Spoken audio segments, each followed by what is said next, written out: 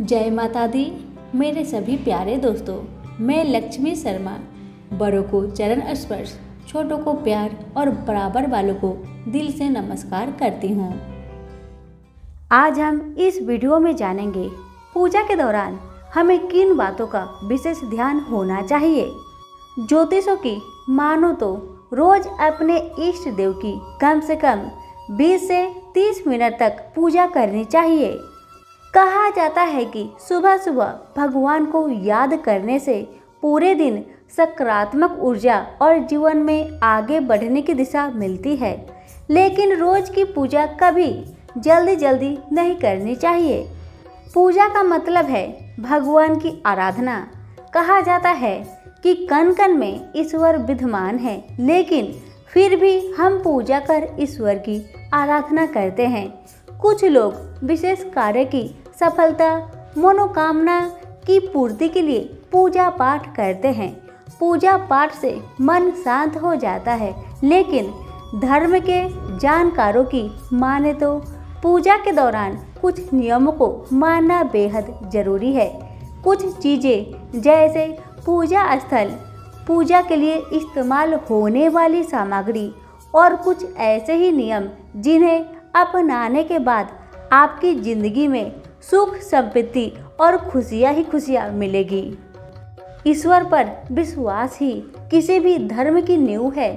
शायद ही कोई व्यक्ति इस कथन को काट सकता है कि ईश्वर के अस्तित्व का उसके जीवन में कोई महत्वपूर्ण रोल नहीं है।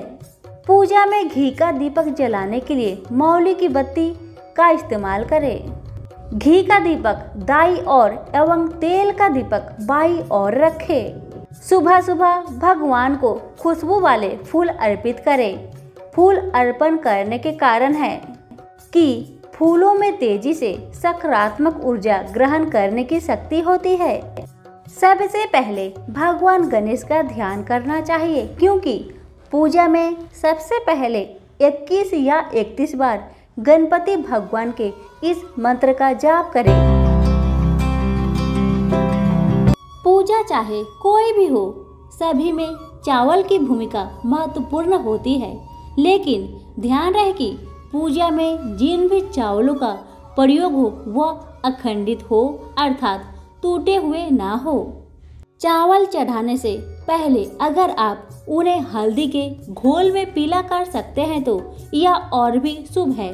कभी भी धार्मिक कार्य के लिए किसी खंडित वस्तु जैसे टूटे दीपक आदि का प्रयोग नहीं किया जाना चाहिए। सनातन धर्म में पंचदेव यानी गणेश, सूर्य, दुर्गा, शिव और विष्णु देव का उल्लेख किया गया है। किसी भी कार्य की शुरुआत से पहले पंचदेव का ध्यान अवश्य करना चाहिए। प्रतिदिन की जाने वाली पूजा के दौरान भी इन पंचदेव का ध्यान करना सुख समृद्धि प्रदान करता है। रोज इनका पूजा और स्मरण करने से माँ लक्ष्मी प्रसन्न होती है। पूजा में पान का पत्ता बहुत उपयोगी माना गया है। पान के पत्ते में इलायची, लौंग, गुलकंद आदि भी डालकर पूजा करेंगे तो यह और शुभ होगा। पूजा की शुरुआत करने से पहले जिस भी देवी देवता की पूजा की जानी है उनका आह्वान, ध्यान, आसन, स्नान, पूजा के लिए उपयोगी सामग्री, दीपक जलाना, प्रसाद आदि सभी जरूर होनी चाहिए। घर के मंदिर में भगवान की मूर्तियों को कुछ इस तरह स्थापित करें कि मूर्तियों का मुख एक दूसरे के सामने ना पड़े। अगर आप तेल का दीपक जलाते हैं तो लाल रंग की बत्ती उपयुक्त रहती है। पूजा के दौरान जलाए गए दीपक का विशेष ध्यान रखना चाहिए। दीपक के बुझने से पूजा का फल नहीं मिल पाता। पूजन स्थल की पवित्रता को हमेशा ध्यान रखें। चप्पल या फिर चमड़े की किसी वस्तु को पूजा स्थल में प्रवेश ना करने दें। घर में मंदिर कुछ ऐसे स्थापित किया जाना चाहिए जहां ताजी हवा और सूरज की रोशनी पहुंचती हो। जिन घरों में सूर्य की किरणों का प्रवेश होता है उन घरों में दोष तो वैसे ही समाप्त हो जाते हैं। घर से किसी प्रकार की नकारात्मक ऊर्जा को बाहर करने और घर के भीतर सुख शांति बरकरार रखने के लिए पानी में नमक डालकर पोछा अवश्य लगाएं। विशेषकर जिस स्थान पर आपका मंदिर स्थापित है वहां तो जरूर ऐसा करें। कभी किसी पंडित से पूजा करवाते हैं तो उन्हें दक्षिणा जरूर देनी चाहिए, इसके बिना पूजा सफल नहीं मानी जाती है। कभी कभी हम भगवान को पुष्प अर्पित करने से पहले इन्हें जल में डाल देते हैं। जल से निकालकर पुष्प भगवान को अर्पित नहीं करना चाहिए। पूजा से पहले इस बात का ध्यान रखें कि भगवान को जो चीजें अर्पित कर रहे हैं वो धुली हुई और साफ सुथरी होनी चाहिए। जाप करते समय सिर पर हाथ या वस्त्र नहीं रखें। तिलक कराते समय सिर पर हाथ या वस्त्र रखना चाहिए। पत्नी को दाहिने भाग में बैठकर धार्मिक क्रियाएं संपन्न करनी चाहिए। जब आप भगवान शिव की पूजा कर रहे हैं तो आपको बेल पत्र जरूर चढ़ानी चाहिए। इससे आपकी मनोकामना भी जल्द पूरी होगी। तिलक लगाकर ही पूजा करना चाहिए। देवी देवताओं को चढ़ाए जाने वाले फूल पत्तियों को साफ पानी से अवश्य धो ले। जिस भी भगवान की पूजा की आप तैयारी कर रहे हैं उनसे संबंधित सामग्रियों को जरूर शामिल करें। इसके लिए आप किसी विशेषज्ञ की सहायता ले सकते हैं। अगर आप घर में मौजूद वास्तु दोष से परेशान हैं तो रोजाना घी का दीपक जलाएं। इससे काफी हद तक घर के वास्तु दोष दूर होते हैं। भगवान शिव को कभी हल्दी या शंख से जल नहीं चढ़ाना चाहिए। केतकी का फूल शिवलिंग पर अर्पित नहीं करना चाहिए। बुधवार और रविवार को पीपल के वृक्ष में जल अर्पित नहीं करना चाहिए। माँ लक्ष्मी को विशेष रूप से कमल का फूल अर्पित किया जाता है। इस फूल को 5 दिनों तक जल छिड़क कर पुनः चढ़ा सकते हैं। हवन में अग्नि प्रज्वलित हो जाने पर ही आहुति दे। पंखे से कभी हवन की अग्नि को प्रज्वलित नहीं करना चाहिए। किसी भी पूजा में मनोकामना की सफलता के लिए दक्षिणा अवश्य चढ़ानी चाहिए। दक्षिणा चढ़ाते समय अपने दोनों हाथों का प्रयोग करें। अपने दोषों को त्यागने का संकल्प ले।